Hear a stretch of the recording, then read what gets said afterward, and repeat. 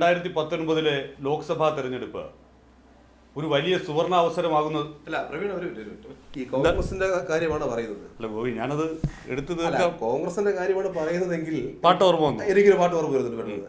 അതായത് ഈ പുറപ്പാട്, ജെസ്സി സംവിധാനം ചെയ്ത പുറപ്പാട് എന്ന സിനിമയിലെ ഒരു പാട്ടാണ്. അതിങ്ങനെയാണ് ഈ പാട്ട് തുറക്കുന്നത്.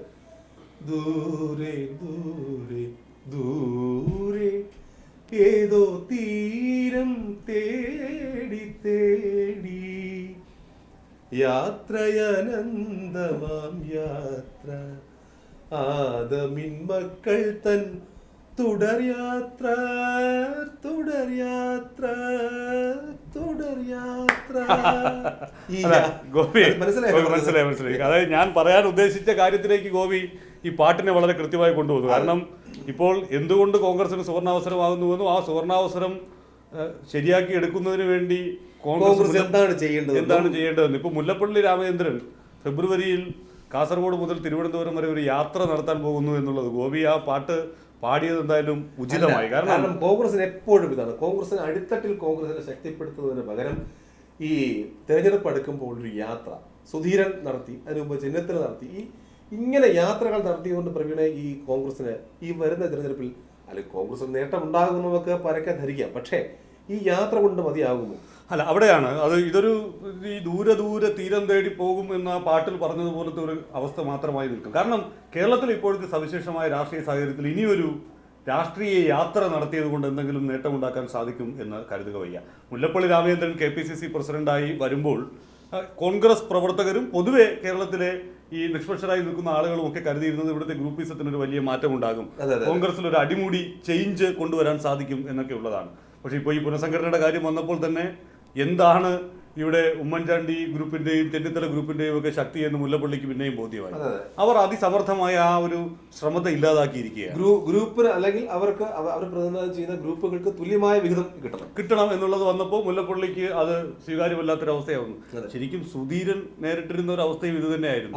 രണ്ടു വശത്തു നിന്നും പിടിച്ചു വലിക്കുന്നു, നടുവശത്ത് നിന്ന് ഞാൻ ഗ്രൂപ്പില്ലാത്ത ആള് എന്ന് ബോധ്യപ്പെടുത്താനുള്ള ശ്രമങ്ങൾ പരാജയപ്പെടുന്ന ഒരു സാഹചര്യം. കോൺഗ്രസിൽ ഗ്രൂപ്പില്ല എന്ന് സുധീരൻ അസന്നിഗ്ധമായി പ്രഖ്യാപിക്കുകയും ചെയ്തു. മുല്ലപ്പള്ളിയും അത്തരം ഒരു പ്രഖ്യാപനമായിട്ടാണ് വന്നതെങ്കിൽ പോലും ഒരു പുനഃസംഘടന നടത്താൻ സാധിക്കാത്ത ഒരു അവസ്ഥ അതിനെ നിസ്സാരമായിട്ടല്ല നമ്മൾ കാണേണ്ടത്. അതിന് പരിഹാരം ഈ കാസർഗോഡ് മുതൽ തിരുവനന്തപുരം വരെ യാത്ര നടത്തുക എന്നുള്ളതല്ല. ഈ യാത്ര എത്രയെണ്ണമായി? ഈ അടുത്ത കാലത്ത് തന്നെ എത്ര യാത്രയായി? ഈ വിശ്വാസ സംരക്ഷണത്തിന്റെ പേരിൽ യാത്ര നടന്നു. അതിനു മുമ്പ് MM ഹസൻ KPCC പ്രസിഡന്റായിരുന്നപ്പോൾ യാത്ര നടന്നു. രമേശ് ചെന്നിത്തല ഒരു യാത്ര നടത്തി. അങ്ങനെ ഈ യാത്രകൾ കൊണ്ട് ശരിക്കും നമ്മൾ ഇതിന്റെ ഒരു ബേസിക് കാര്യം ആലോചിച്ച് നോക്കേണ്ടത് ഓരോ മണ്ഡലം കമ്മിറ്റികൾക്ക് ഇതിന്റെ പേരിൽ ഉണ്ടാകുന്ന ചെലവുകളുടെ ബുദ്ധിമുട്ട് ഇതെല്ലാം ആലോചിച്ച് നോക്കുക. അതിന് പകരം ഇപ്പോൾ പോലും ഈ ബൂത്ത് തലത്തിലെ പുനഃസംഘടന പൂർണ്ണമായിട്ടില്ല എന്നുള്ളതാണ്. ചില ടൈം ഫ്രെയിമൊക്കെ വച്ചിരുന്നെങ്കിൽ പോലും 70% ഇപ്പോഴും പൂർത്തിയായിട്ടുള്ളൂ എന്നുള്ളതാണ്. അത് എങ്ങനെയാണ് പൂർത്തിയാകുന്നത് എന്നും നമുക്കറിയാവുന്നൊരു കാര്യമാണ്. ഒരു കാര്യം ഉറപ്പാണ് പ്രവീണ, അതായത് ഈ തെരഞ്ഞെടുപ്പിന് മുൻപൊന്നും കോൺഗ്രസിലെ സംഘടനാ സംവിധാനം ഇത്തരത്തിൽ പുനഃസംഘടിപ്പിക്കപ്പെടുമെന്നും അല്ലെങ്കിൽ അത്തരത്തിൽ അടിത്തട്ടിൽ കോൺഗ്രസിനെ ഏതെങ്കിലും തരത്തിൽ ശക്തിപ്പെടുത്താന്നുള്ള, അങ്ങനെ ശക്തിപ്പെടുത്തി ഇലക്ഷനിലേക്ക് പോകുമെന്നുള്ള ഒരു ധാരണയൊന്നും ഏതായാലും കോൺഗ്രസിന് വേണ്ട. പക്ഷേ അവർ ചെയ്യേണ്ടത് ഒറ്റ കാര്യമേ ഉള്ളൂ, നിലവിലുള്ള ഈ അനുകൂല സാഹചര്യം എങ്ങനെ തങ്ങൾക്ക് അനുകൂലമാക്കി, അല്ലാതെ മണ്ണും ചാരി എന്ന് പെണ്ണും കൊണ്ട് പോകാമെന്ന് കോൺഗ്രസ് ഒരിക്കലും ധരിക്കരുത്. അതെ, കാരണം ഇപ്പോൾ കഴിഞ്ഞ തവണത്തെ പോലത്തെ ഒരു സ്ഥിതിവിശേഷമല്ല. BJP അതിശക്തമായി ഒരു ചേരിയായി തന്നെ ഇത്തവണത്തെ തെരഞ്ഞെടുപ്പിൽ ഉണ്ടാകുമെന്നുള്ള കാര്യത്തിൽ യാതൊരു സംശയവും വേണ്ട. അവർക്ക് അതിശക്തമായ പോരാട്ടം കാഴ്ചവെക്കാൻ സാധിക്കുകയും ചെയ്യും. അതിനുള്ള വകുപ്പ്, ഒരു ഗ്രൗണ്ട് വർക്ക് അവർ ചെയ്തിട്ടുണ്ട്. നമ്മൾ ഈ പറയുന്ന പോലെ ശബരിമല സമരം ചീറ്റിപ്പോയി എന്നൊക്കെ പറയുന്നുണ്ടെങ്കിൽ പോലും നിഷ്പക്ഷമായി നിൽക്കുന്ന ഒരു വലിയ വിഭാഗം ആളുകളിലേക്ക് ആ ഒരു വിഷയം കൊണ്ടുവരാൻ, ഒരു നെഗറ്റീവ് സർക്കാരിനെതിരെ കൊണ്ടുവരാൻ BJPക്ക് സാധിച്ചിട്ടുണ്ട് എന്ന യാഥാർത്ഥ്യമുണ്ട്.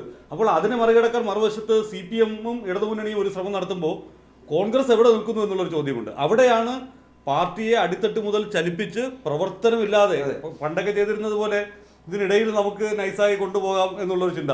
രാഹുൽ ഗാന്ധി എന്നൊരു പൊതുവികാരം ദേശീയ തലത്തിൽ ഉയർന്നു വരുന്നത് കൊണ്ട് മാത്രം കേരളത്തിൽ കോൺഗ്രസിന് രക്ഷപ്പെടാനാകില്ല.